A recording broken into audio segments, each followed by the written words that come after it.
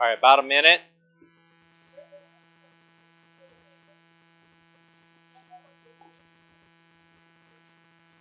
Yes. Quick.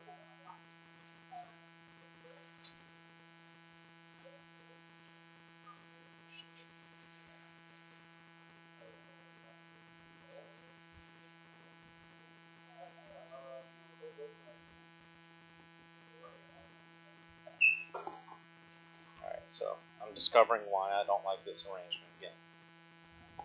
Because I can't get... No, well, that gap is intentionally, but I need to move that set over.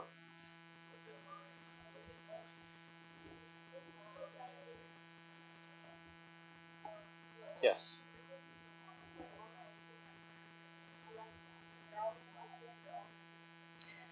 All I'm really asking you to do is create the create.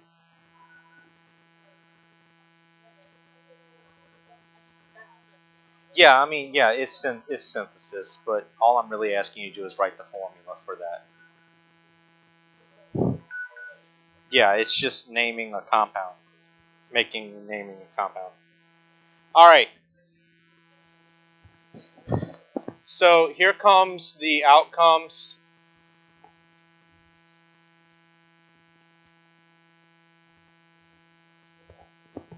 All right. So our outcomes today, the student will be able to compare the number of atoms in a sample of different elements when the masses of the samples are equal to the relative masses of the element. When I say relative masses, I'm talking about AMU, or understood mass for each element, formula mass, all of that. Today, mole-to-gram conversions are coming back, and we're going to start applying it to a chemical equation. So you have to have the skills of being able to write chemical equations, balanced chemical equations, to be able to do this next step. You have to understand what those coefficients mean, understand that formulas are what they are. They cannot change. We should be able to calculate the mass of 1 mole of any substance, and we should be able to state the number of particles, atoms, molecules, or formula units in 1 mole of any substance. And then we're defining the 2 types of stoichiometry today. So today we're primarily going to be focusing on what is stoichiometry and how does it work. But we are going to move through this pretty quickly because we do have a foundation at this, but I need to make sure everybody's on the same page. So I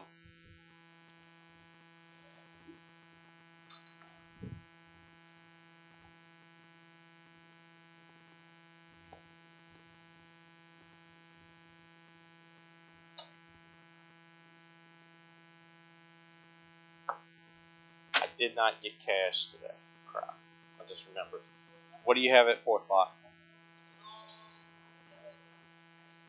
All right, I can find you there. I'll go get lunch somewhere.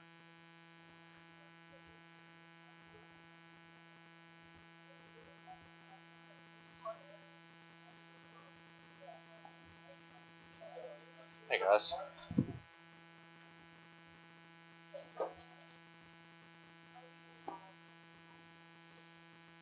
Yes.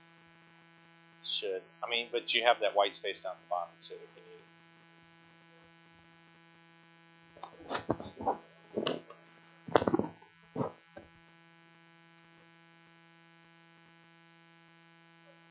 All right, so let's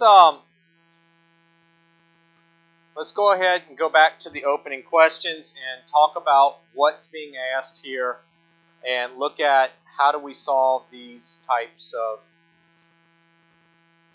things. So for question number 1, all I was really asking you to do was create an ionic compound. I wasn't asking you to do any kind of chemical reaction or anything like that, but I guess we could look at it as though. So we have a silver 2 ion and an acetate ion. So silver is Ag, and what does silver 2 tell us about it? It's a +2. All right, and then acetate. What is the formula for acetate? C2H3O2. And what charge does an acetate ion have? -1. So remember, that is the charge for this entire compound. So what is my actual chemical formula going to be?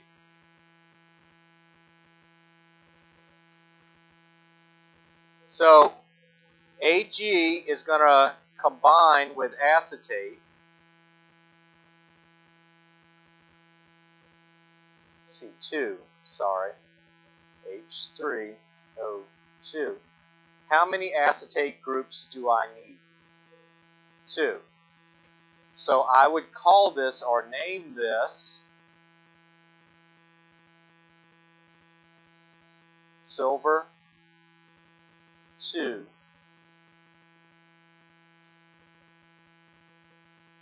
acetate. Now the reason why I brought this one up, when I was going through grading yesterday, a lot of you were having trouble translating this Roman numeral 2. The Roman numeral 2 only shows up in the chemical name.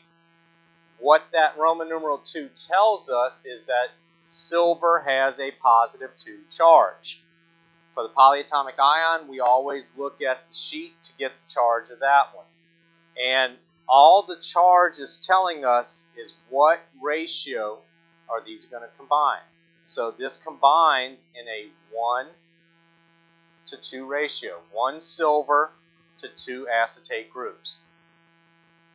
And that is what's called a molar ratio. So for every 1 silver, there's 2 acetates. All right. Same thing for aluminum and sulfate. What is aluminum's standard charge? +3.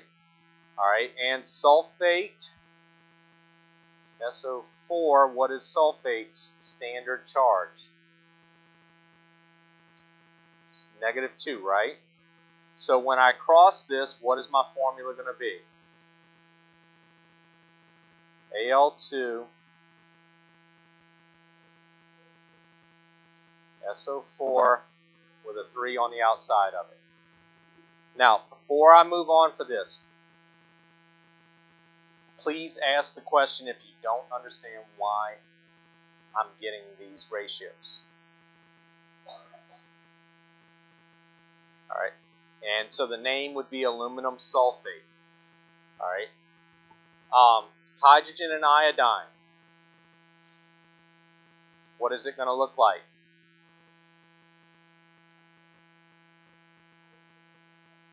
Hydrogen is a +1, iodine is a -1, so we get the formula HI.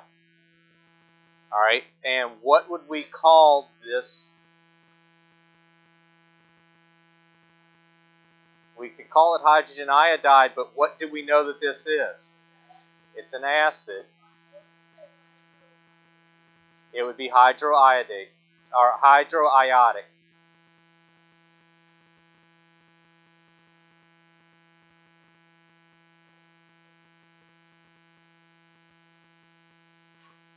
Hydroiodic acid. All right. And then the last one, hydrogen is a +1. Nitrate. What is nitrate's charge? -1. All right. So it ends up being HNO3. And what are we going to call this one? Nitric acid. All right. Now I'm just going to skip down to the formula equation. So starting off with iron 2, what am I going to write for my symbol here? Fe plus, it's reacting with silver acetate, so Ag, and it's silver 1 acetate, so it's AgCH2, CO2. And it yields iron 2. And now, since it's iron 2, how many acetate groups am I going to need?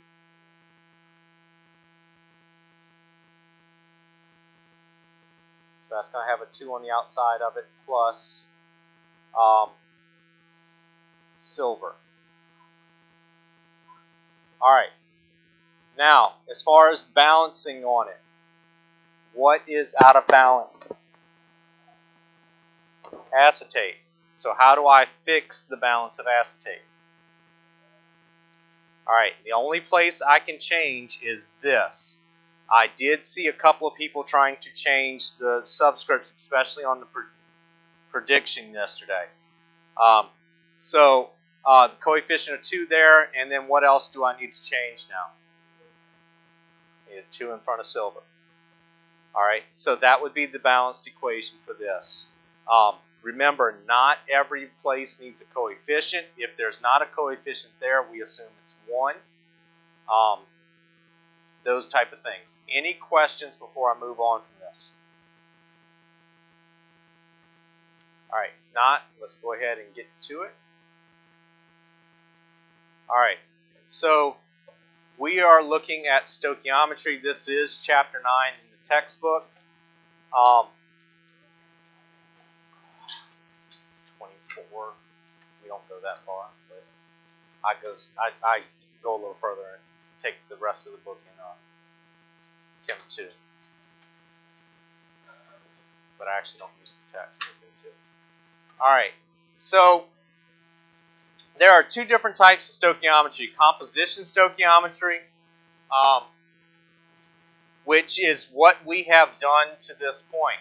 We have already looked at the composition of a compound to find percent composition, find mole relationships between compounds, things like that. So, you think about, well, I just talked about it.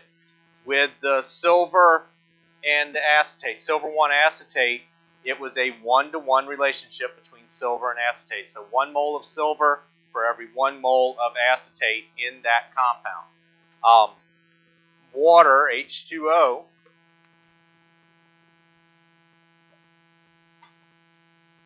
for every 2 moles of hydrogen, there are 1 mole of oxygen. And that relates to the percent composition and all of that. That relates to the formula mass. All of those things we can do. All right. So we've already accomplished composition stoichiometry. What we are looking at today, or what we're beginning to look at, is what's called reaction stoichiometry. So now we're going to go from the compound to, we are going to extend this out to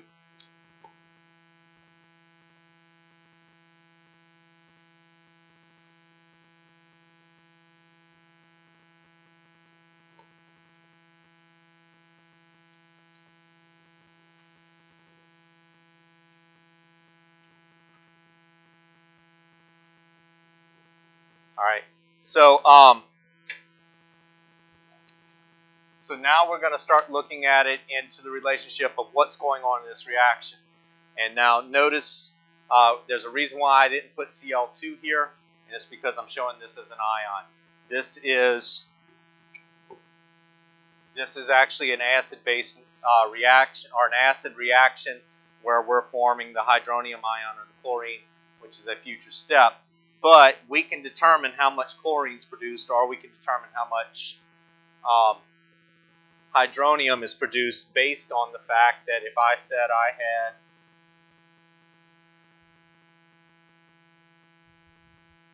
had 20 milliliters of HCl in the beginning, I can know how much chlorine is going to produce. I can find out how many grams of chlorine. And that's kind of where our goal is, where our direction is for today.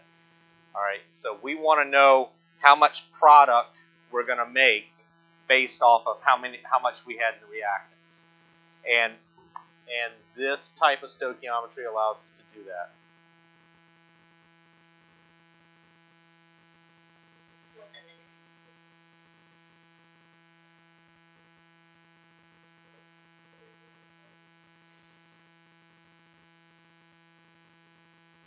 All right. Anybody need more time on this one?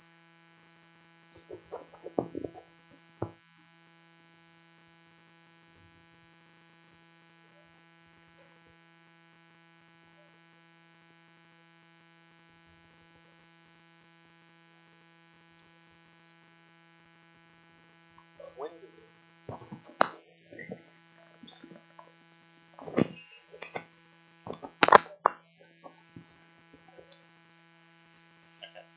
I just need to order some books for my chem class, and I forgot, and I got to get them ordered, and I got to start doing review sessions with them as well.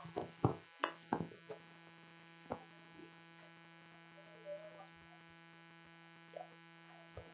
Across the country, the average like a 2. So that in calculus is going to be the lowest, but it's going to. All right. So,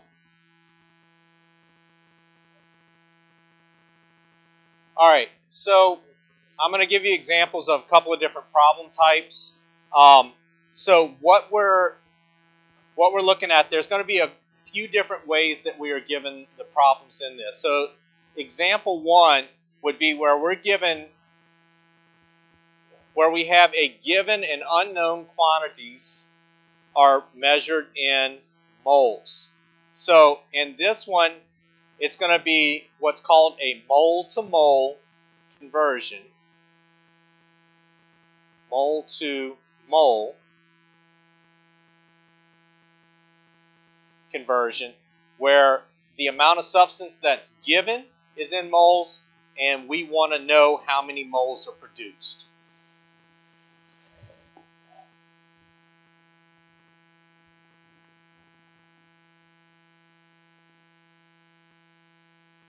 All right. The second type is if our given is in moles and our unknown is in mass, this will be mole to mass. Or we could say, what do we measure mass in? Grams. We could say mole to gram. You're going to hear me say it either way. It means the same thing. Mole to mass, mole to gram. All right. In this one, the amount of substance is given in moles, and we want to determine it in.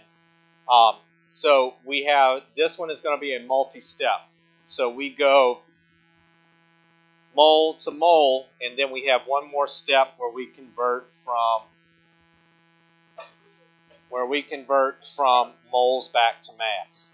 And we've already done this in the past, where you take the formula mass, divide it by the moles, or multiply it by the moles, and it gives you the mass. All right. We're going to walk through these. I'm not just going to say, here, do it. I am going to prep you for this. So, now, one of the things I will do as we're going through these, I'll put the basic equation on the board.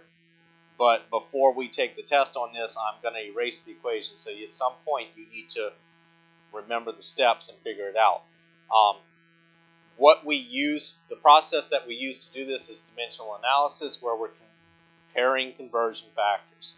So once you get the general idea of how you go from a gram to a mole, or a mole to a gram, the steps should make sense. And I'm not expecting you to get this over one day. I'll go back. No, it's all right. I actually accidentally hit the button that time. I really do.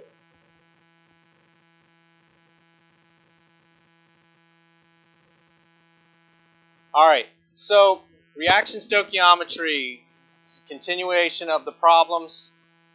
So the third type of problem is we are given in a mass. So we're going mass to. We're given the mass and given it in a mass, and we want to go to moles. So we're going to go mass to mole. So in this step, we have to go from mass to mole of our given, and then we're going to go from moles of our given to the moles of our unknown. So this one is a two-step process as well. So we have one-step and two-step conversions. And then the last type is going to be mass to mass. And we may actually get from volume to mass and volume to volume at some point in this course, if we have time. If not, I'll do it in Chem 2. All right.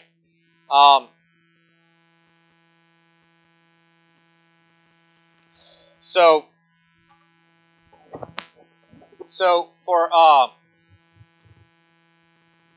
what I want you to notice about problem type 4. All problem type 4 is mass. All mass to mass is a combination of 2 and 3. All right. So for 2, you go from this point to mass, and then on 3, you go from mass to mole to mass. So 2 starts off here and goes to mass. 3 starts off with mass and goes to mole, whereas 4 goes mass to mass. All right. Now, right now, I know this is abstract because you're not seeing it applied. I just want you to have this general format so you know what's happening in each step. All right. We can take these problems in individual pieces, or as you get better at it, you'll really start taking it as a whole. And that's what I want to get us to. That's the point that I'm trying to go to.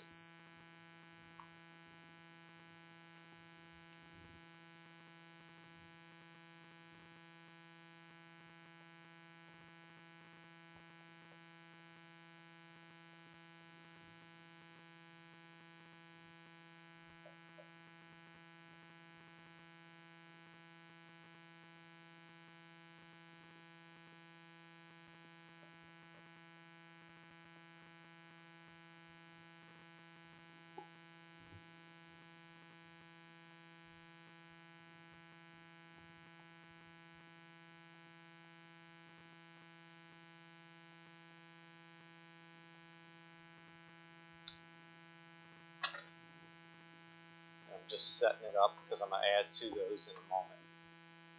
All right.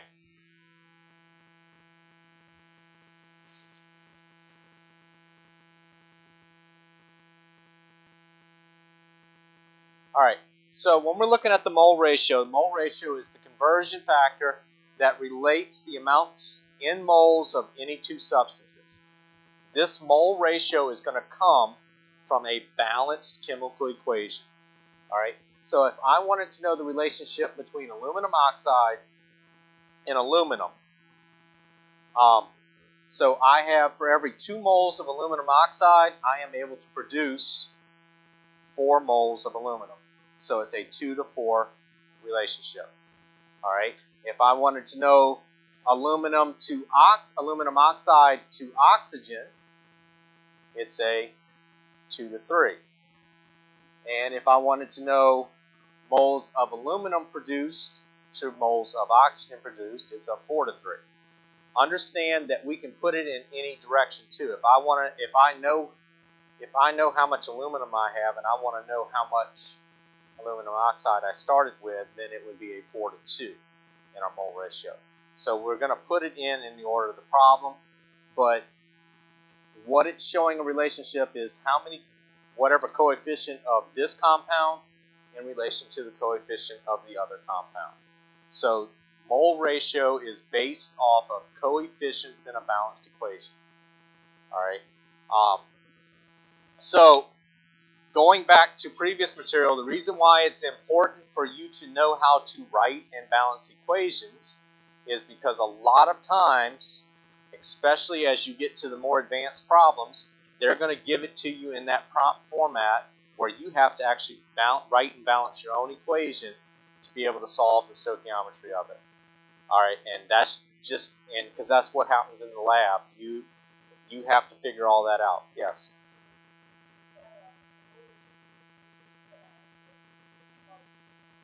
that's a part of this equation. So when we're going mole to mole, I'm going to be giving you an amount. Say I give you the amount of moles of aluminum oxide. So I said I have 4 moles of aluminum oxide.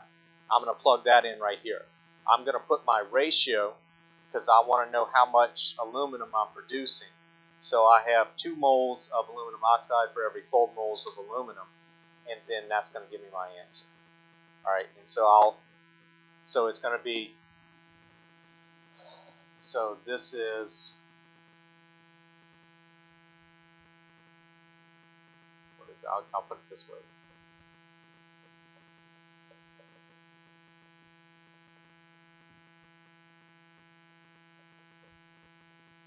Coefficient of given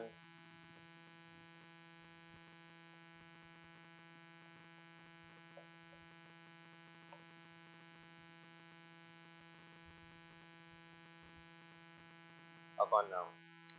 All right, and so this will start making sense when we apply them, but I'm just trying to get us there. All right. So does anybody need more time on this one? All right. So moving forward in this. All right.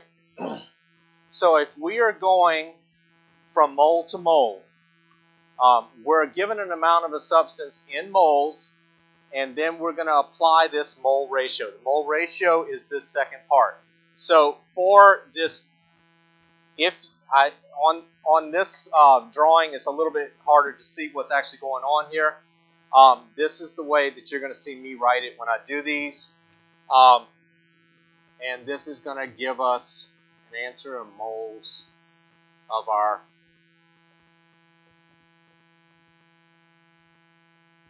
unknown.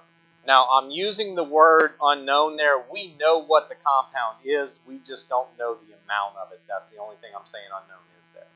So either copy down that formula for mole to mole, or you can copy this little diagram formula of it.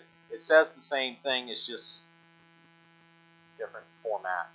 I am going to publish this video, but it'll probably be a 45-minute, hour-long video that you can skip to the parts you need if you need it.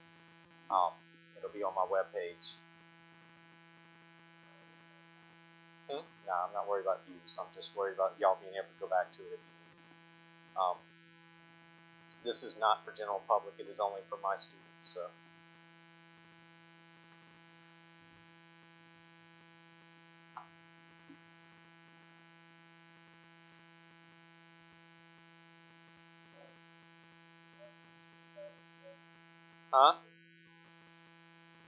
Let's do a sample problem.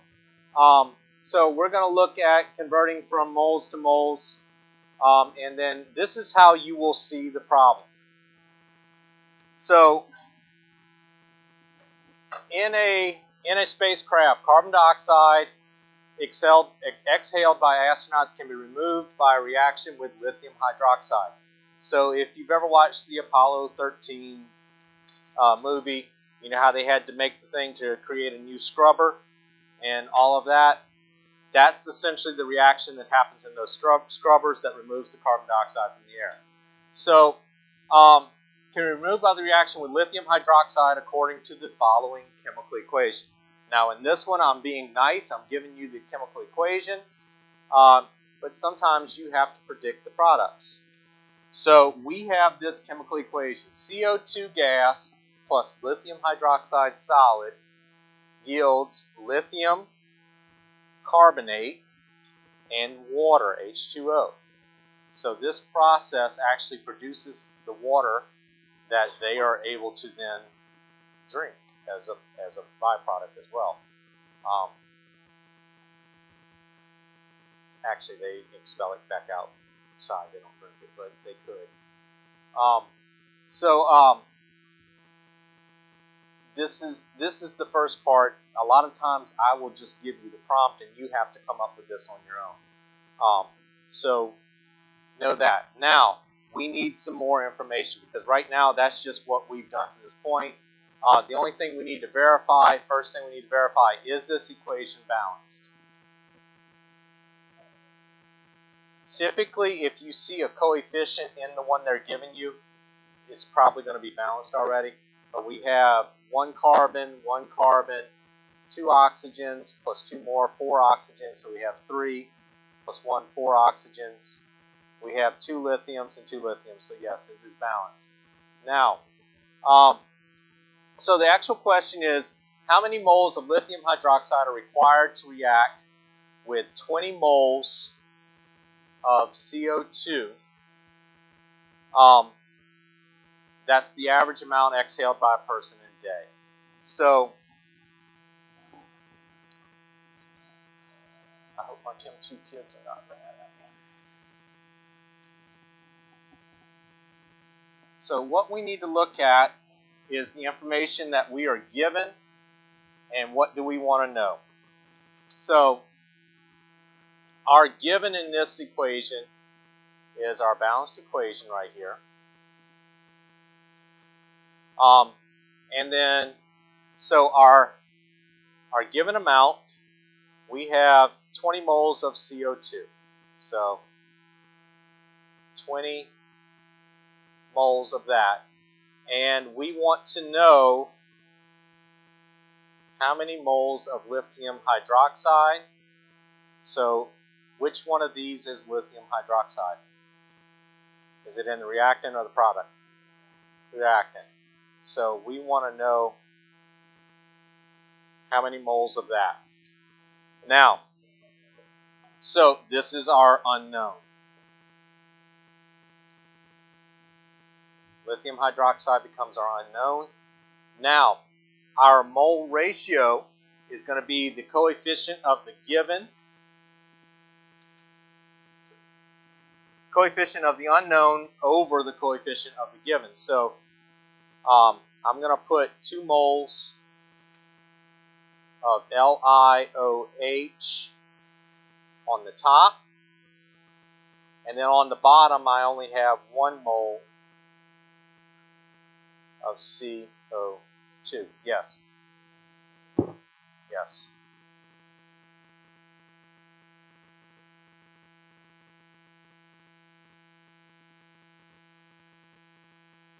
Is that better?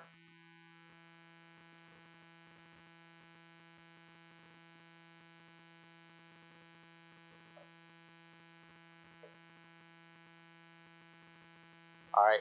So we're going to progress forward and set this up. All right. So I give you back your thing. We're given an amount of CO2. It's 20 moles. Our unknown amount is what we're looking for. And so our solution is, this is how we're going to set it up. Moles of CO2. So what number am I going to put right here?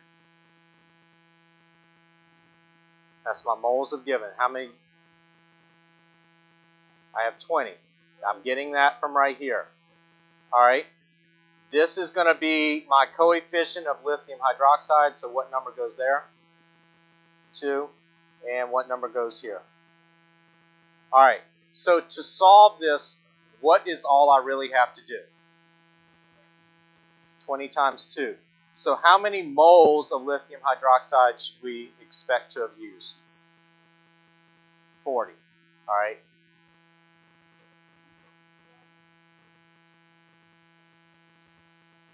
Hydroxide, look on your polyatomic list. Hydroxide is OH. All right. Hydride would just be hydrogen. All right. So on this one, it was pretty easy math, and I did that on purpose. 20 times 2 is 40. What would have happened if it was the opposite, where it was 1 to 2? Well, it would have been 10. All right. So that's where you got to pay attention to what's going on in the mole ratio. The coefficient of the unknown over the coefficient of the given. All right. And that's what we're looking at for the mole ratio. All right. And this is how it would be set up, is after we worked it through.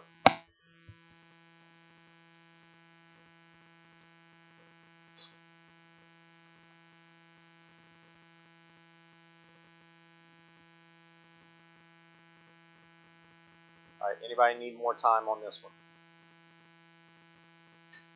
All right, so let's I really just want you to do this one in your notebook. I don't want you to do it to turn in, but we're going to look at it together. So we have ammonia is widely used as a fertilizer in many household cleaners. How many moles of ammonia are produced when 6 mole of hydrogen gas reacts with excess nitrogen gas? So first thing that we have to do, what is the first thing we have to do in this? We have to set up an equation. So things that I gave you, the compound for ammonia, ammonia is NH3. We're actually trying to produce the ammonia. So this is really the process of it. So we have hydrogen gas plus nitrogen gas, right?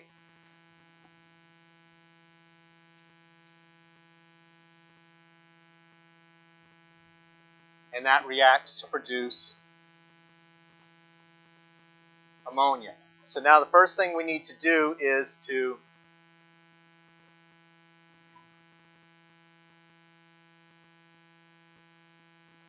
balance this. Let me check something real quick because my brain just went blank again. There it is.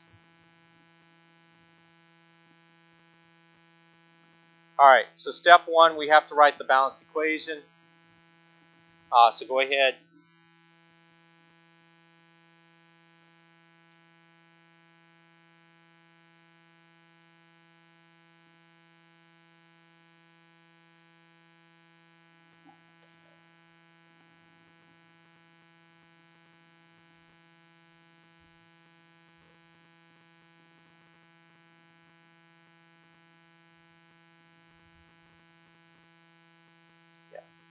That should do it. All right, step 1 is to write the balanced equation, and then from there you're going to go ahead and do the second part. The second part of this that you will do is to set up your problem. And I'm giving you the steps, so I want you to go ahead and do this on your own now.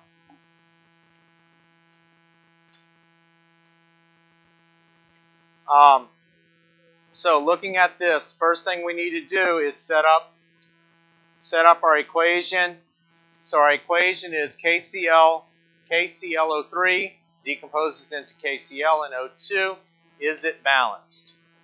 No. We have 2 oxygens and 3 here. What's the lowest number that both can equal? 6. So I'm going to start off by doing that to balance my oxygen. Once I do that, what else did this 2 change? KCl. As I was walking around, a few people forgot to do the coefficient there as well, and basically left off a thing. All right, so the next step is to set up our equation. We are given 15 moles of oxygen, and we want to know how much potassium chlorate was decomposed. So what number goes on the top of this?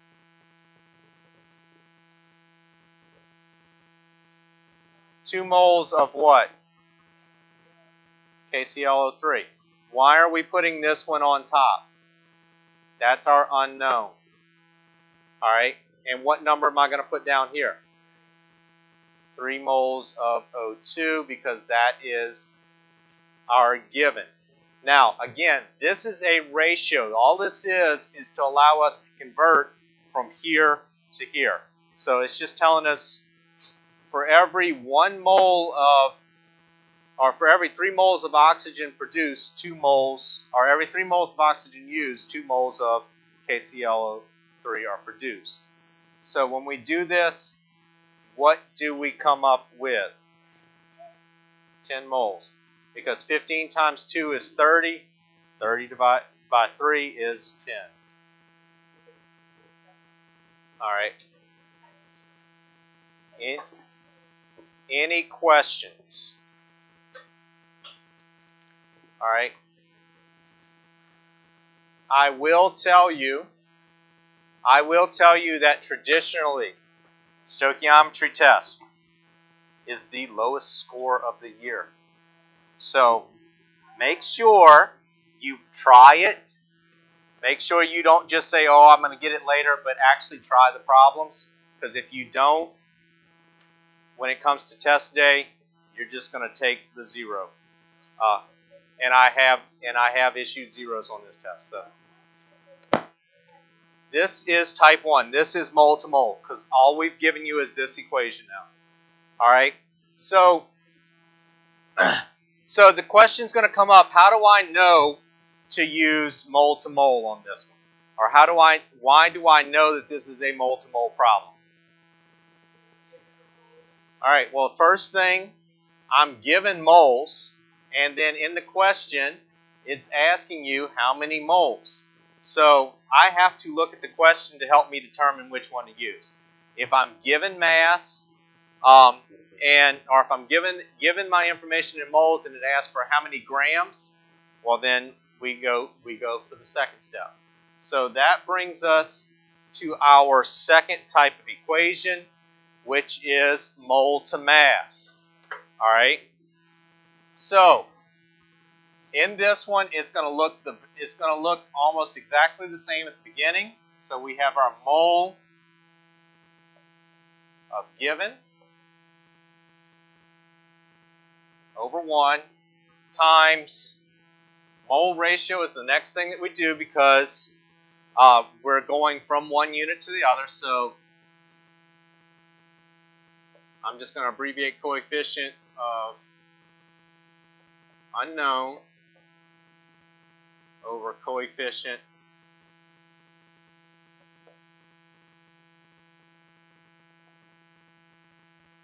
of given.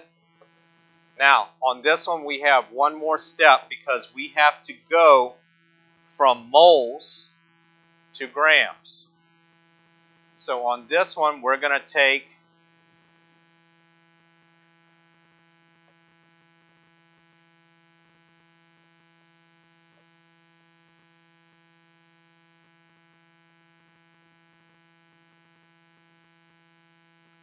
all right, now we're going to take molar mass of unknown divided by 1 mole. Why do I have this 1 mole on the bottom? What is my whole point of doing that? We're trying to cancel that unit out, because right here we're in moles and we're trying to go to mass, which is in grams. All right, so that's going to give us our answer in grams of, and I'm going to have to rewrite this one smaller when we get to this, but I'll fix that later. All right. Now, second question. How do I determine the molar mass of my unknown compound? From the periodic table. So if it was KCl, it would be 39 plus 35, and that's going to give me my molar mass that I'm going to put right there. So we have to go back and use that skill that we got first semester and come back to this. So again, everything builds.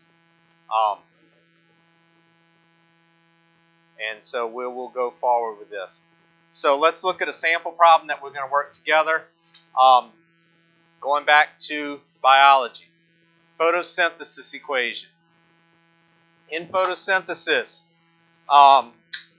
energy from the sun is used to combine oxygen and it's used to combine carbon dioxide and water to produce glucose and oxygen. So we want to know what mass in grams of glucose is produced when 3 moles of water reacts with carbon dioxide. So what would be the first thing I need to do? Write an equation. So we have carbon dioxide plus water produces glucose.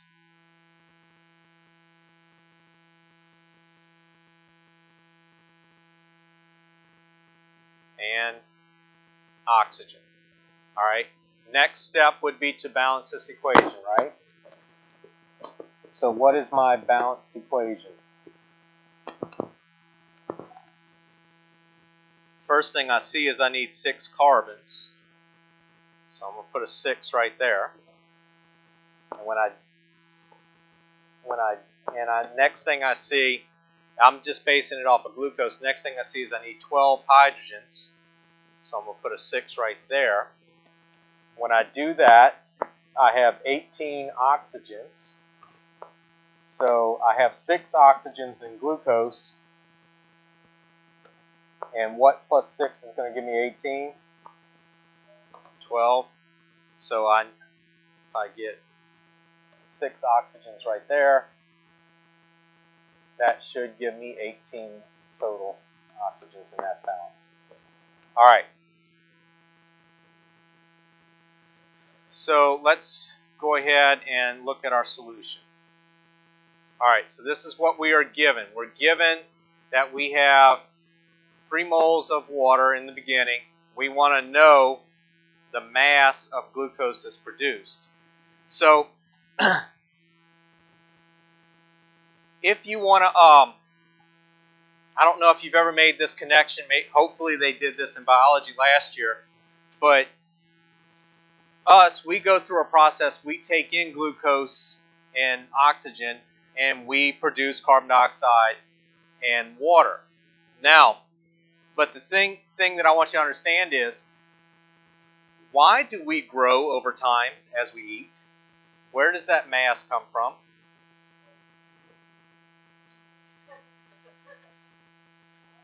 It comes from that carbon. Same thing with plants. The reason why plants grow is as they take in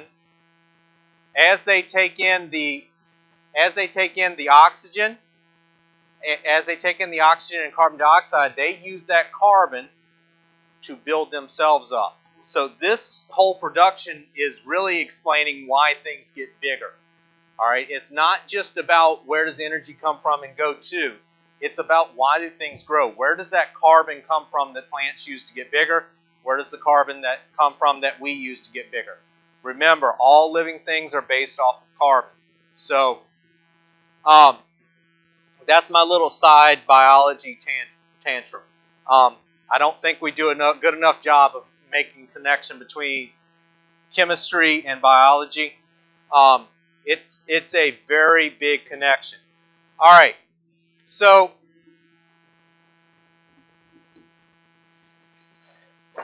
this is where we are in this equation. Remember, we're using mole to mass right now.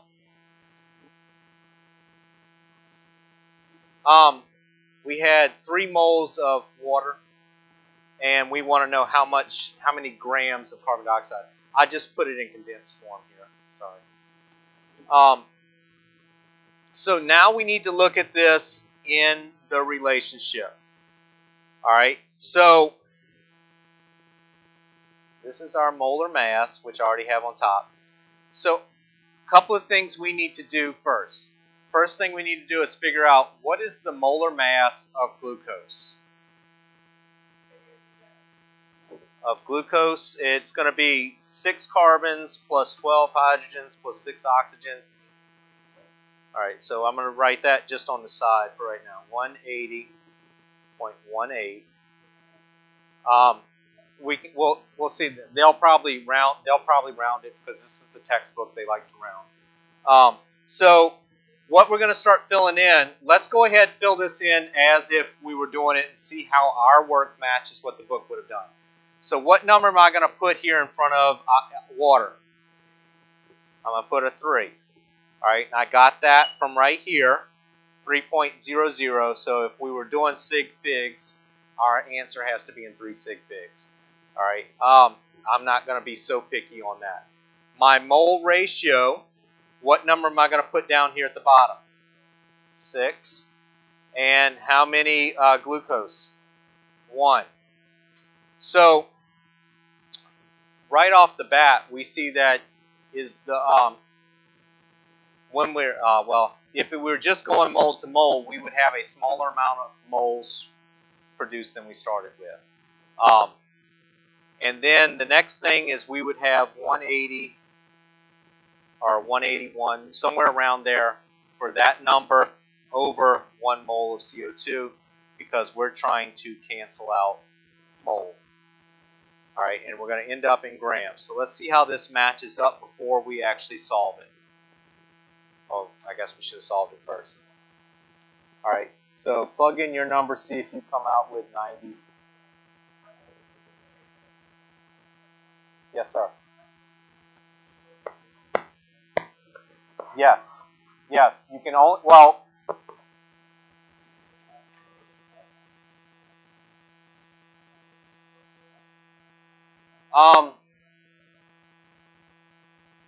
yeah, it's going to be a relationship that way. Now, we're going to talk about limiting and excess next, and how do you find that out. But yeah, so this ratio right here is telling us that glucose kind of drives the reaction. That is, we can only produce a small amount of glucose, a small molar amount. Now, grams wise,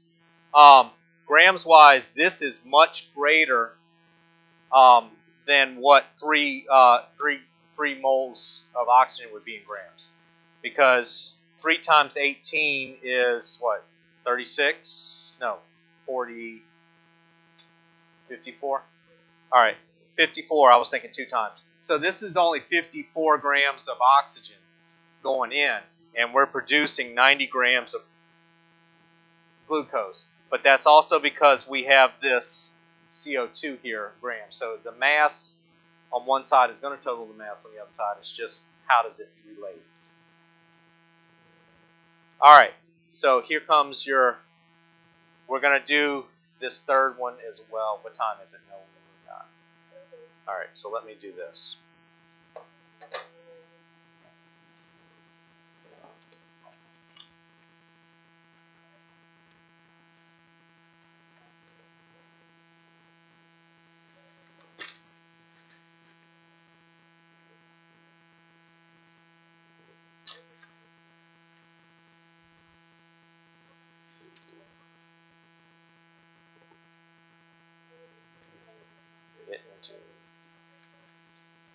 That's not the one I want.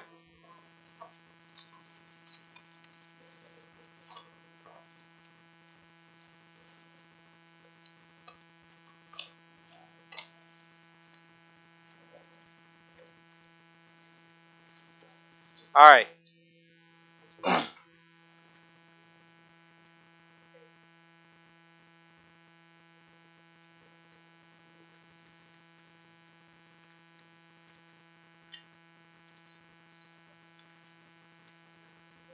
Take one.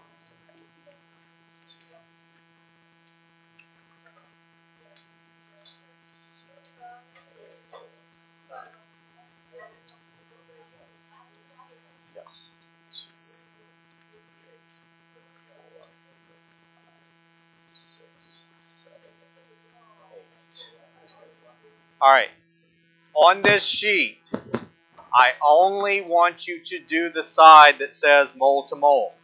I am not going to, I'm going to cover mole to mass and mass to mass tomorrow, and we'll do some practice with those.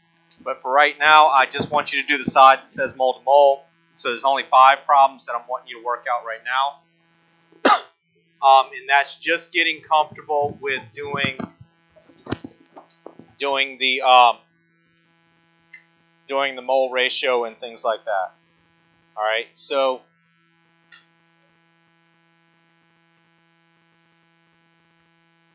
and we will go from there. So we will pick up with mass to moles tomorrow. I want you to go ahead and try this practice. I'm not going to take this sheet up today because we're going to finish it tomorrow. So keep that in mind.